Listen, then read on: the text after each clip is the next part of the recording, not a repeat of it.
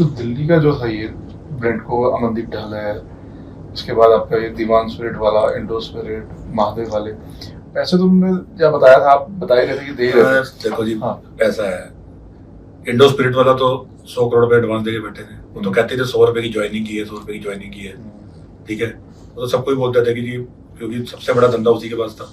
अब 100 रुपए की ज्वाइनिंग में भी एक ये भी ब्लैक और व्हाइट करने का धंधा है। भाई आप 100 रुपए आज किसी को एडवांस में दे दो, कैश आपके, मैं मेरे घर में कैश पड़ा, मैंने किसी को 100 रुपए एडवांस में दे दिया, अब वापस आने मेरे पास सारे व्हाइट में। ये तो कैश व्हाइट टू ब्लैक की कन्वर्जन भी होगी, जिस जो कैश दे रहा है, क्योंकि अगर मेरे पास कैश पड़ा, मैंने आपको एडवांस दे दिया, अब आप मेरे को व्हाइट में वापस आता रहेगा। फिक्स धंधा, फिक्स मार्जिन दे दिया। उसके बाद अमन ढल 60-70 करोड़ रुपए जो मार्केट में है, उसने अमन ढल ने दिए 60 करोड़ रुपए। सारे बोलते, क्योंकि हर आदमी बोलता था ना कि हमें भी धंधा दे दो, वो बोलते थे इतने रुपए देने हैं, किसी को पैसे देने की हिम्मत ही नहीं। अब हमारे पास कहां से आएंगे पैसे इतने। ऐसे ही महादेव लिकर है, वो महादेव लिकर ने भी इतने पैसे दिए, 50 करोड़ की फिगर थी मार्केट में, और 50 करोड़ में दिए भी है, इसके बिना धंधा भी नहीं मिल सकता उसके बिना। ऐसे ही वो दीवान स्पिरिट है, उसका धंधा इनसे थोड़ा सा छोटा था, तो उसने 30 करोड़ रुपए दिए। बस यही, ये मतलब, और इसके सिवाय ये तो सिर्फ, ये तो मतलब ऐसा है कि जिसके मैं आपको बता रहा हूँ ना कि अगर आप एक्साइज में जाके मतलब आंख बंद करके भी पत्थर मारोगे, उसको भी पता है, हर आदमी को पता है ये बात। मतलब इसमें तो कुछ है ही नहीं है, मतलब ये तो मतलब नॉर्मल इंफॉर्मेशन, मतलब ऐसा वाला तो कभी सुना ही नहीं था कि ऐसा कभी हुआ आज तक। तो अमन ढल तो पंजाब में ही अभी। अमन ढल और एक अनंत वाइन्स, 2 आदमियों को 10,000 करोड़ रुपए का धंधा 2 आदमियों को दे दिया। कैसे दे दिया जी?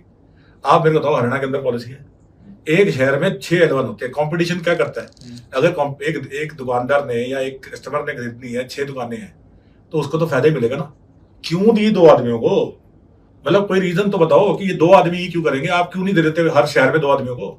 ताकि कंपटीशन, कस्टमर के लिए तो कंपटीशन ज्यादा अच्छी बात है। आप बोल रहे हो, लोग कहते हैं कंपटीशन क्रिएट करो, आप कह रहे हो रिस्ट्रिक्शन क्रिएट करो। ऐसी रिस्ट्रिक्शन क्रिएट कर दी, 2 आदमियों को सारा धंधा दे दिया। आज की डेट में अमन ढल प्रिंट को और अनंत वाइन्स पंजाब में जिस भी रिटेलर का धंधा बंद करा सकते हैं, जिसको ना माल दें उसकी दुकान बंद हो जाएगी, वो बेचारा पैसे देके मर जाएगा। आप और अच्छा, आप इसमें मेरे से नहीं, पंजाब के किसी भी रिटेलर से जो बताने की हिम्मत करेगा उससे पूछ लो। वहां भी सेम मतलब जब हिसाब किताब सब कुछ सेम है तो चेंज कैसे होगा? सब कुछ सेम है उसके अंदर। ये तो मतलब हर तरह के पैसे लेने जाते थे।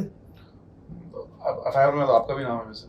अब मेरा नाम, मैं तो रिटेलर, मैं तो दिनेश अरोड़ा को जानता था। अब लोग मेरे को लोग दिनेश अरोड़ा बोलते रहते हैं। मेरा नाम अमित अरोड़ा है जी, अमित अरोड़ा। मैं दिनेश अरोड़ा नहीं हूँ। मेरे को कोई L1 का धंधा नहीं मिला, 1% का भी धंधा नहीं मिला। मेरे पास रिटेल का धंधा है जो मैंने हाई कोर्ट से मेरे को मिला है।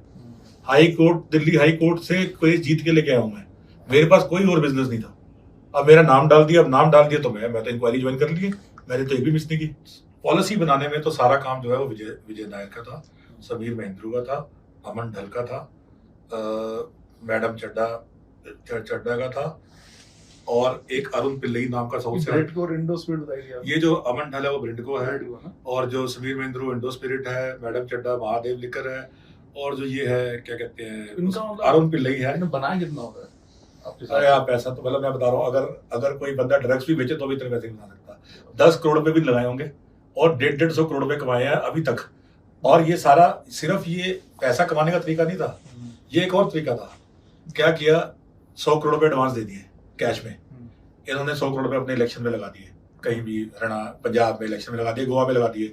लेकिन अब जब वो पैसा वापस आ रहा है, पहली पॉलिसी है जिसके अंदर उन्होंने लिख दिया जी कि इस पैसे को आपको 12% देना ही पड़ेगा। नहीं तो क्या होता है, डिस्ट्रीब्यूटर और एक रिटेलर का या डिस्ट्रीब्यूटर और एक कंपनी का रिलेशनशिप, वो दोनों आपस में डिसाइड करते हैं। अगर आप टीवी के डिस्ट्रीब्यूटर हैं तो कोई सरकार थोड़ी बताती है कि कितना पैसा डिसाइड होगा। ये तो इन्होंने डिसाइड कर दिया, 12% फिक्स कर दिया। अब एक आदमी 10 करोड़ रुपए लगाए और हर महीने 10 करोड़ रुपए कमाए। ऐसा धंधा तो मैंने तो आज तक जिंदगी में देखा नहीं और सोचा नहीं। और ऐसा मतलब पूरे, ये तो सिर्फ वो जो वैल्यूएशन होती है ना, पेटीएम बन गया जी, 100 पेटीएम ने खोला और हजारों करोड़ का बन गया, वही चीज चल रही थी। अगर ये चलता रहता तो ये हजारों करोड़ रुपए का फ्रॉड था।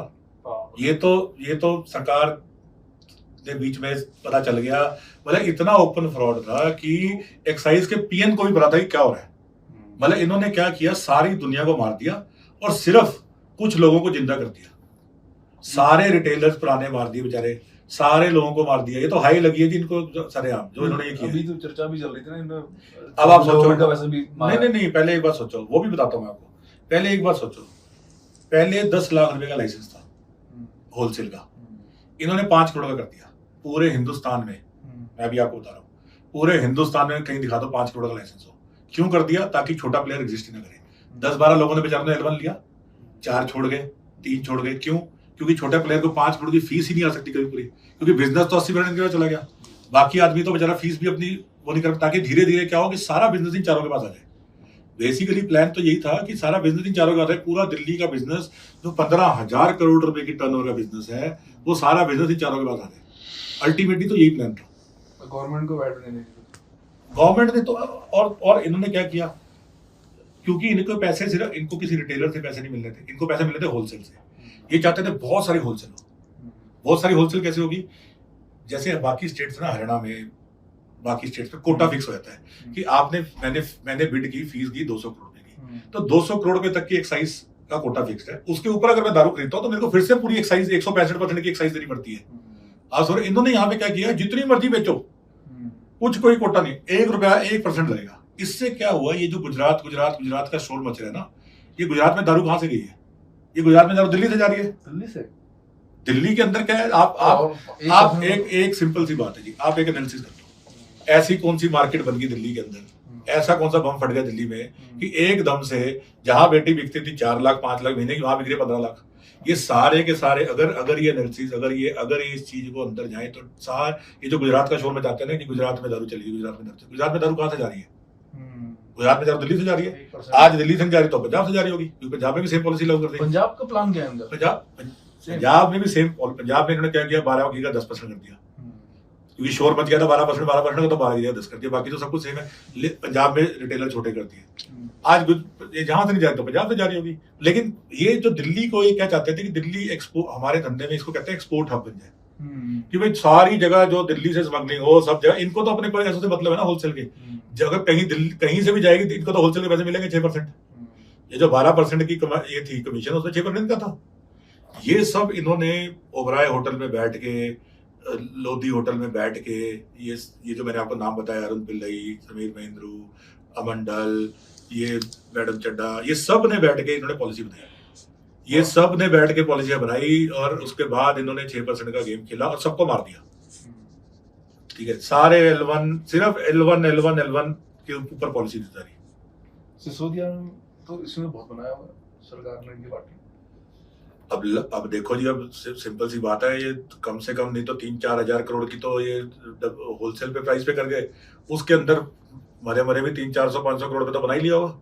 बाकी तो अब उसके सिवाय क्या किया भाई, इतना तो सबको, इतना तो मतलब कॉमन सेंस की बात है, इसमें तो कुछ है ही नहीं है।